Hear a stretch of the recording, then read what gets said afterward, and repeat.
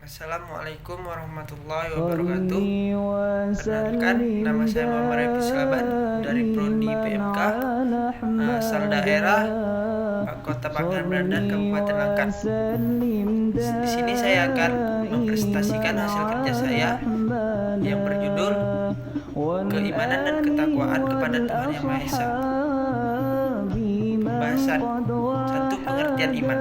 Secara etimologi, kata iman berasal dari bahasa Arab, yaitu amanah yu'minu li iman, yang berarti percaya.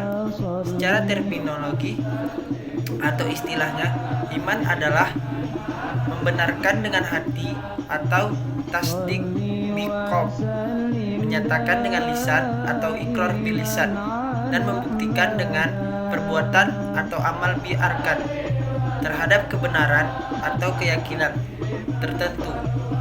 Dalam Al-Quran, kata iman sering dirangkai dengan kata-kata tertentu yang menjadi corak atau sifat dari yang diimaninya itu, seperti dengan kata jibti atau idealisme, tagut atau naturalisme, batil, kafir, dan lain-lain. Kata iman yang tidak dirangkai dengan sesuatu berarti menunjukkan makna positif. Kata iman dalam Al-Quran juga disifati dengan asyadu ban atau sangat cinta. Jadi orang beriman kepada Allah berarti orang yang sangat cinta kepada Allah. Pokok-pokok keyakinan Islam terangkum dalam istilah rukun iman. A. Keyakinan kepada Allah, Tuhan Yang Maha Esa. Beriman kepada Allah berarti yakin dan percaya dengan sepenuh hati akan adanya Allah, keesaannya, serta sifat-sifatnya yang sempurna. Konsekuensi dari pengakuan ini adalah mengikuti petunjuk, tuntunan, bimbingan Allah dan Rasul-Nya yang disebutkan dalam Al-Quran dan Al-Hadis Nabi. Segala sesuatu mengenai Tuhan disebut ketuhanan. Konsepsi ketuhanan yang Maha Esa disebut tauhid. Ilmu yang mempelajari tentang tauhid disebut ilmu tauhid atau ilmu tentang kemahasaan Tuhan. B. Keyakinan pada malaikat-malaikat Allah. Beriman kepada malaikat Allah berarti yakin atau percaya adanya malaikat diciptakan untuk menyampaikan amanat Allah kepada manusia. Tugas-tugas malaikat antara lain: 1. Menyampaikan wahyu Allah kepada manusia. 2. Mengukuhkan hati orang beriman. 3. Memberi pertolongan kepada manusia. 4. Membantu perkembangan rohani manusia.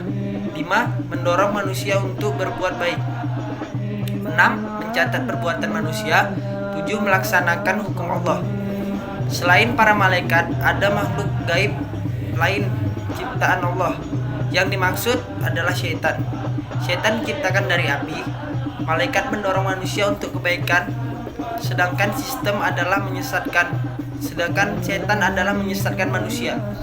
Kalau ada gerak hati untuk kejahatan, itu tandanya bisikan syaitan sebaliknya. Jika ingin berbuat baik, itu indikasi bahwa malaikat berhasil menyampaikan bisikannya kepada manusia bersangkutan. Gerak hati untuk melakukan perbuatan jahat atau gerak hati untuk berbuat baik di dalam diri seseorang ditimbang oleh akal. Akallah yang akan memberikan keputusan. Keputusan akan menimbulkan kehendak atau will pada diri manusia bersangkutan. Kehendak itu bebas atau will itu free. Memilih mana yang akan dilakukan menurut ajaran Islam. Setiap manusia mempunyai kecenderungan untuk berbuat baik atau berbuat jahat. Kecenderungan berbuat baik dikembangkan oleh malaikat. 2. Kecenderungan berbuat jahat dimanfaatkan oleh syaitan dengan berbagai tipu daya.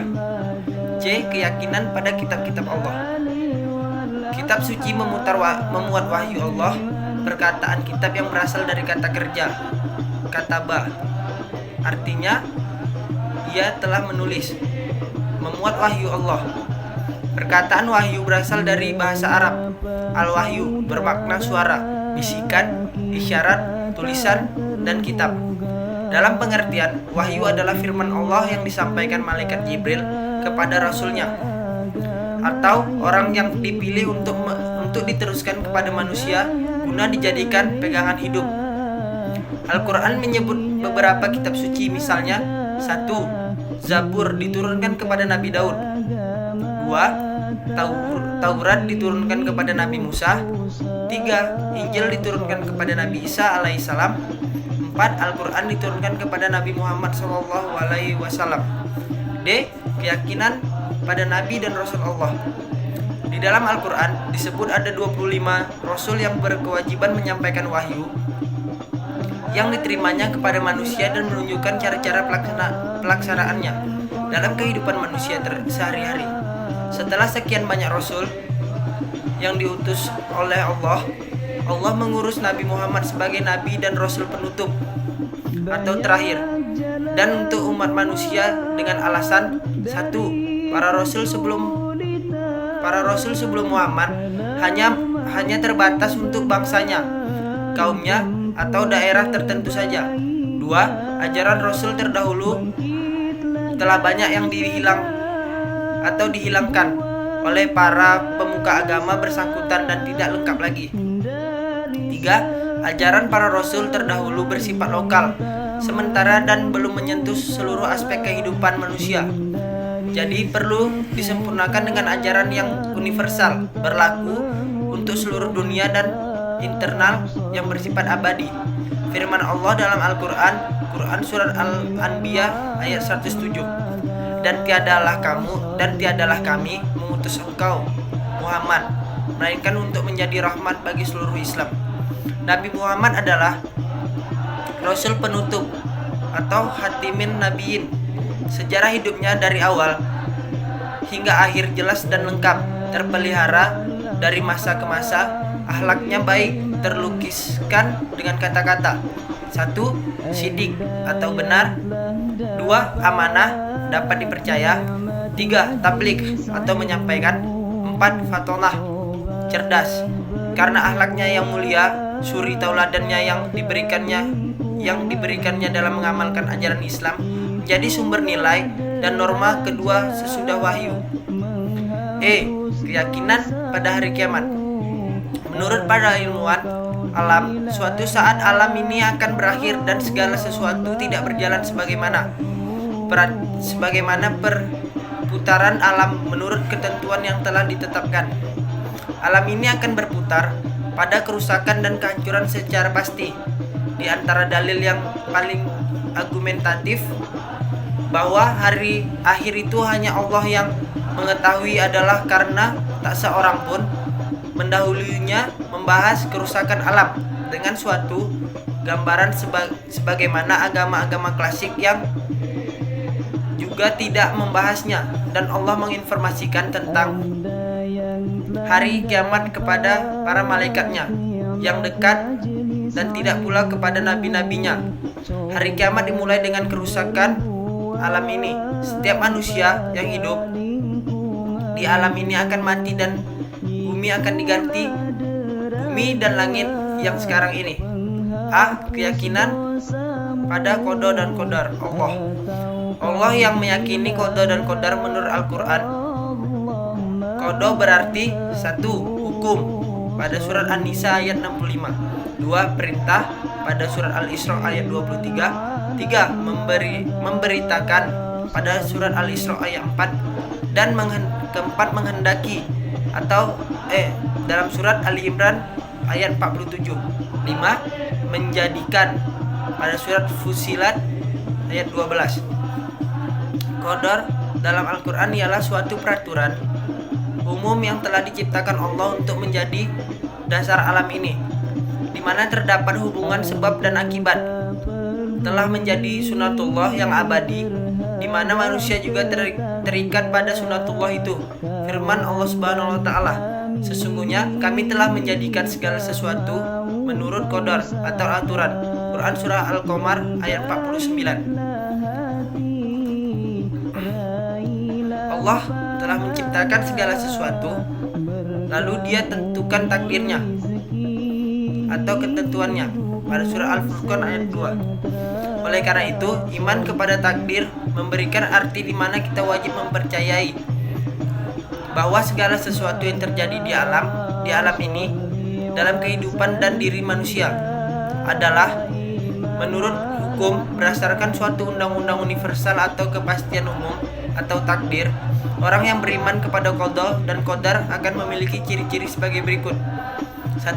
Memiliki sifat khauf atau takut kepada Allah. 2. Memiliki sifat raja atau harap kepada Allah. 3. Beribadah dengan sebaik-baiknya. 4. Selalu mengevakuasi dirinya. 5. Selalu berpikir dengan sungguh-sungguh terhadap pekerjaan yang dilakukannya. 6. Mempersiapkan bekal untuk akhirat. B. Pengertian takwa. Takwa berasal dari kata waka, yaki, wikayah, yang berarti takut, menjaga, memelihara, dan melindungi. Sesuai dengan makna etimologis tersebut, maka takwa dapat diartikan sikap memelihara keimanan yang diwujudkan dalam pengamalan ajaran agama Islam secara utuh dan konsisten atau istiqomah. Kata takwa dalam etimologi bahasa Arab berasal dari kata kerja yang memiliki pengertian menutupi, menjaga, berhati-hati, dan berlindung. Oleh karena itu, Imam Al-Asfani menyatakan takwa adalah menjadikan jiwa berada dalam perlindungan dari sesuatu yang ditakuti. Kemudian, rasa takut dinamakan takwa, sehingga takwa dalam istilah syariat adalah menjaga dari suatu perbuatan dosa. Takwa adalah amalan hati dan letaknya di kalbu. Demikianlah atau perintah Allah, dan barang siapa mengagungkan syiar-syiar Allah, maka sesungguhnya itu timbul dari ketakwaan hati. Quran surah 22 ayat 32. Sekian dari presentasi saya. Lebih dan kurang saya mohon maaf. Wabillahi taufik wal hidayah. Assalamualaikum warahmatullahi wabarakatuh.